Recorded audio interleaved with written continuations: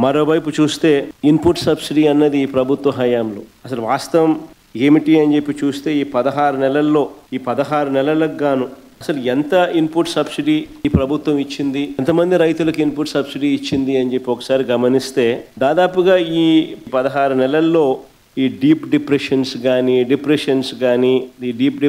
కానీ సైక్లోన్స్ కానీ ఇలాంటివి రాష్ట్రంలో పంటలు నష్టపోయిన పరిస్థితులు దాదాపుగా 2024 నుంచి చూస్తే జూన్ నుంచి చూస్తే దాదాపు 16 సార్లు ఉత్పన్నమైనాయి. 16 సార్లకు సంబంధించి ఎంతమంది రైతులకు ఇన్పుట్ సబ్సిడీ అందింది, ఎంతమంది రైతులకు నష్టపోయిన పరిస్థితుల మధ్య వాళ్ళకు ప్రభుత్వం తోడుగా నిలబడింది అని చెప్పి చూస్తే ఈ ప్రభుత్వం తరపు నుంచి గుండు సున్నా కనిపిస్తుంది. అంటే ఏ ఒక్క రైతుకు కూడా ఇన్పుట్ సబ్సిడీ అన్నది అందించని పరిస్థితిలో ఈ రాష్ట్ర ప్రభుత్వం కనిపిస్తాం.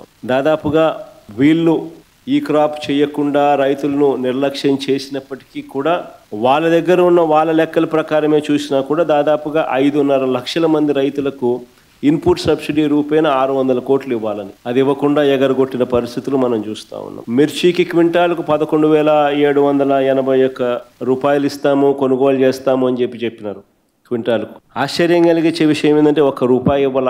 పొగాకు కొనుగోలు చేస్తామన్నారు, ఎక్కడ దిక్కు దానికి కూడా పొగాకు కొనుగోలుకు కూడా ఎక్కడ కూడా చేసిన పుణ్యం కట్టుకోలేదు. మామిడికి ₹12 కొనుగోలు చేస్తామన్నారు కిలోకు, ఒక రైతుకు మంచి చేయలేదు.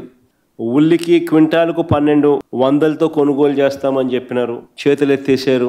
తర్వాత హెక్టార్కు 50,000 ఇస్తామన్నారు, అది ఇచ్చిన పుణ్యం కూడా వీళ్ళు కట్టుకోలేదు ఎప్పుడు. సో అన్ని రకాల కూడా ఈ క్రాప్ అన్నది నీరుగార్చేశారు, ఆర్బీకేలు అన్నది నిర్వీర్యం చేసేశారు. ఇన్పుట్ సబ్సిడీ ఇచ్చే కార్యక్రమాలు పట్టించుకున్న పరిస్థితుల్లో లేవు. ఉచిత పంటల బీమా ఎత్తేసినారు.